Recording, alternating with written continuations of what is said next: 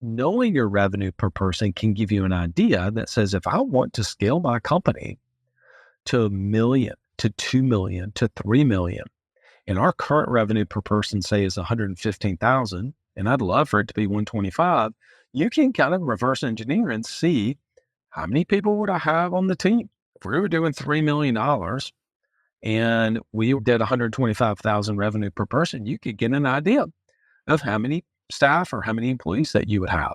And then you could begin to kind of look and see, what would our organizational chart look like that? So I think it will give you incredible insight depending on what your targets are. What if you could step out of the day-to-day and see your business from a whole new perspective? Welcome to Above the Business, where we empower you to rise above the daily grind and embrace a higher way of business ownership. Get ready to build your business by design. Are you an agency owner looking to better understand your financials and take charge of your tax bill? Well, Club Capital is here to help. As the largest accounting and advisory firm for insurance agency owners in the country, they are way more than your everyday run-of-the-mill CPA. Club Capital provides financial, CFO, and tax advisory services to help you plan and forecast your financial success. You'll meet every month to review your agency's financial performance, the difference between your profit and actual cash flow, along with helping you better understand your bottom line. Visit club.capital to book a solution overview with one of our business consultants. Club Capital, way more than a CPA firm. Hey, everyone. So I was recently on someone else's podcast and they asked me a question that I thought I would share some of the discussion with all of you. And they were asking me around basically the stages that the businesses go through. And so we're calling this episode 3 to 1 and 1 to 3. So what do I mean by that specifically? I'm talking about the stage when a business is doing $300,000 in annual revenue up to $1 million. And then if a business is doing $1 million in revenue up to 3 million. I believe that those two distinct stages are unique in the challenges and also at the opportunities that they present. Now, if you're doing less than $300,000 in annual revenue, look, at the end of the day, you just have to be able to sell enough of something to get the business enough lift. I believe that a business owner, entrepreneur, solo can get a business to around $300,000 just off of their back. But to really get the thing from 300,000 to $1 million, there are going to be some natural problems or issues that are going to arise. And so what are those? And then how do those differ between 1 to 3? I think specifically the challenges that arise for a business owner that is doing around 300,000, 400,000, 500,000 is that they have to get the business out of their head. They really do have to try to figure out, how do we document our systems and our processes in a way that I can transfer that information over to someone on the team. You probably have 2, 3, 4, maybe full-time team members. They're in some sales roles, some customer service roles. And so your revenue per person is probably around $100,000 revenue per person. I think when you begin to do that, the business can start to have the semblance to where it's not dependent upon you. In our world, we would say that you have a set of playbooks that form an operating system for the business. Simply put, again, the business owner has to get the business out of his or her head. Typically, you kind of end up being the center of gravity. I'm in Huntsville, Alabama. And so in Huntsville, there's the U.S. Space and Rocket Center. And so there's a lot of space, and NASA's here.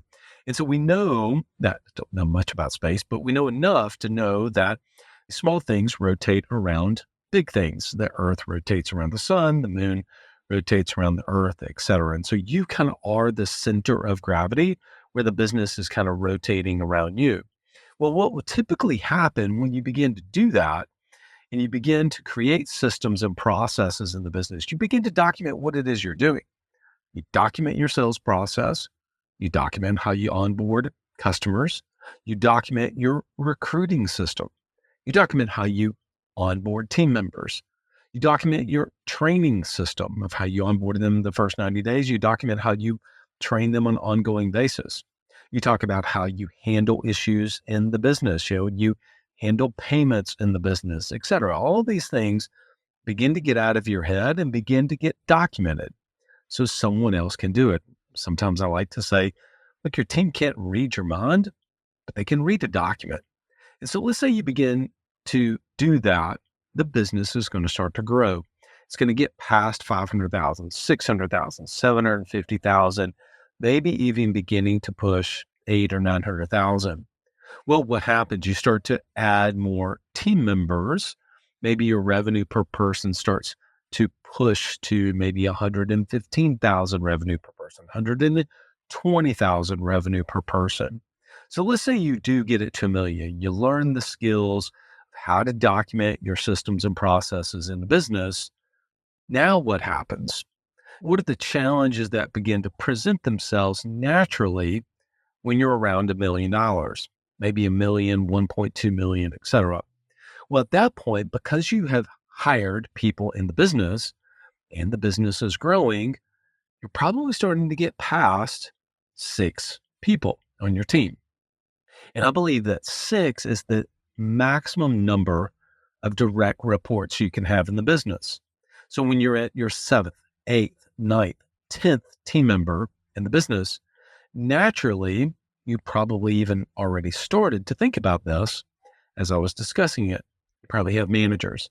You have a team lead for the sales team. You have a service team lead. You certainly at this point, hopefully, have an executive assistant in place.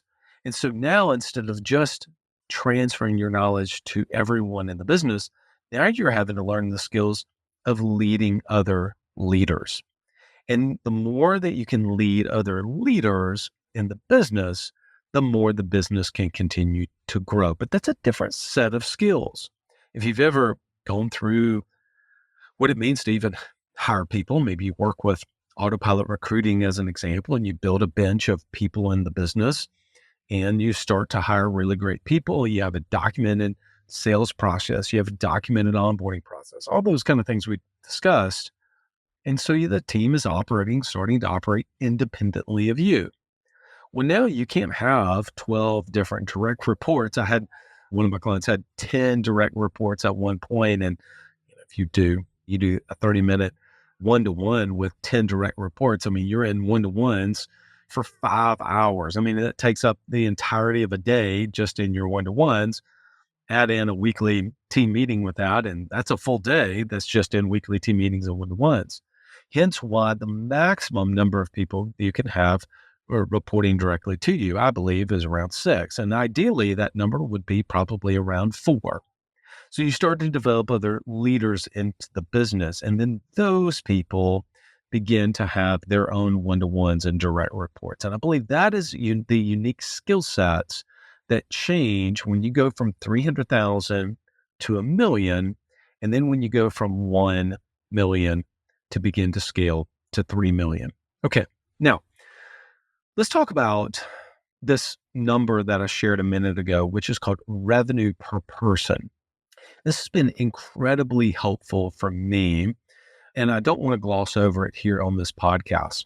And so I mentioned a moment ago around revenue per person, maybe 100,000. The target that I have to be able to get a business to is around 250,000 revenue per person. Now, at the first glance, some of you are going to say, oh, there's no way. I mean, I'm doing $1 million business. I have 4 full-time team members. Look, the point is to set out as like, wow, that would be an amazing place to be. What is my current revenue per person? So take your total revenue for the year and divide it by your FTEs. FTEs stands for your full-time equivalents. Many of you are going to have fractional team members in your organization.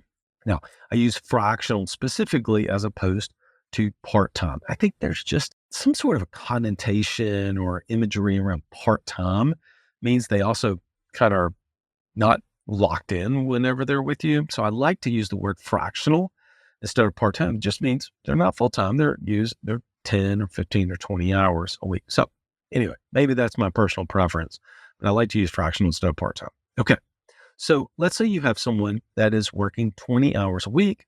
That is obviously zero point 0.5 of a full-time team member. And so if you had one of those and you had 4 full-time team members, your FTEs would be 4.5. So you want to divide that by 4.5. Let's take someone that maybe is at 10 hours a week. That would be 0.25 of a full-time person. So you would definitely have, let's say you had the same four full-time people and you had one person that was 20 hours a week. So you're at 4.5.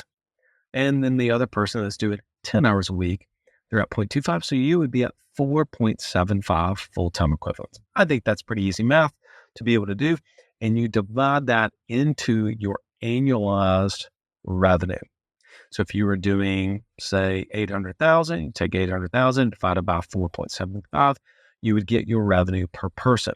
Now, depending on the industry that you're in, you can do this math to begin to kind of see, well, what is the relative revenue per person in my industry? Maybe if you're an insurance agency owner, 125,000 revenue per person may be a great place to be. It's interesting using this number, how I've been able to hear a really large business, maybe even a business doing 25 or 50 million, and I could immediately go in and say, okay, well, let's say they're doing 100,000 revenue per person.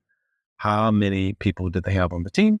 Or if they're doing $250,000 revenue per person, how many people do they have on the team? The other way is often I've had someone to share with me, I'll ask, how many staff do you have? How many employees do you have? And they'll say, I have 50 or 75. And then I'll do a quick calculation in my head. I'll say, so are you guys doing about 50 million in revenue? Are you doing about 25 million in revenue? You've been doing about 10 million in revenue? They're like, yeah, we actually are. So it's been really fascinating to me to see how those numbers have played out. If you actually go online and pull up, say, a big company, I happen to be recording this outside of a Starbucks at the present time. And I did this with Starbucks. Their revenue per person across all their baristas and all their corporate staff was 87,000 revenue per person. When I did it for Apple, no surprise, their revenue per person was over a million revenue per person. And so you can see a $250,000 revenue per person as a goal or as number to shoot for is absolutely a fantastic number. But for many of you, you may say, that's just not possible. But knowing your revenue per person can give you an idea that says, if I want to scale my company to a million, to 2 million, to 3 million, and our current revenue per person, say, is 115,000, and I'd love for it to be 125, you can kind of reverse engineer and see how many people would I have on the team. If we were doing $3 million and we did 125,000 revenue per person, you could get an idea of how many staff or how many employees that you would have. And then you could begin to kind of look and see what would our organizational chart look like that. So I think it will give you incredible insight depending on what your targets are. Now, let me go back. If you're at 300,000, you're wanting to get to $1 million, that is absolutely aspirational for so many business owners. Getting to $1 million is absolutely beating the odds in business. 91% of small businesses in the US will never cross $1 million in top line revenue. So if you have already gotten to that point, congratulations to you. You have beaten the odds. I mean, 9% of businesses get to that point. That's incredible. And getting to that point is not only a significant milestone, but it also ensures that you have sustainable enough revenue to make the investments in marketing and in people and in quality people. Plus, you're probably making enough personally at the level that you really wanted to make when you started the business initially. So getting to a million is absolutely an incredible milestone to cross, and it's still an incredible milestone to be able to celebrate. But getting there, my guess is you want to continue to go. You want to see what it looks like to go from 1 to 2, or maybe even 1 to 3 million. Use that revenue per person number to begin to kind of see what would our team members and our staff look like. And that's from a business metric. Having some of these numbers in the back of your head helps you within some of the conversations you'll have with other business owners, but it also, I think, will give you a path forward and also begin to allow you to start thinking about what would my leadership team need to look like? How many managers would I have in place if we went from 750,000 to 2.5 million to 3 million? And even if that seems so far off right now, I promise you, if you set your sights forward and give yourself time, but at least begin to say, you know what, that's where I want us to go with time and effort and focusing on the right things, I have no question you'll be able to do it. So 300,000 to 1 million, got to document our systems and processes so we can hand that off to other people. From 1 to 3, we're now going to lead other leaders. I hope this helped. Till next time, lead well. You know how important it is to develop yourself and to develop your team. Well, if you're going to do that, you want to do it with the best. Work with Coach P Consulting to learn and implement the same strategies that he used to sell over 700 life policies in 2021 alone. You'll get personalized coaching 2 times a week and an in-depth look at how his office is run. And Coach P will train your team alongside his own. Get your first month free when you mention the Club Capital Leadership Podcast during sign up. Visit CoachPconsulting.com to get started.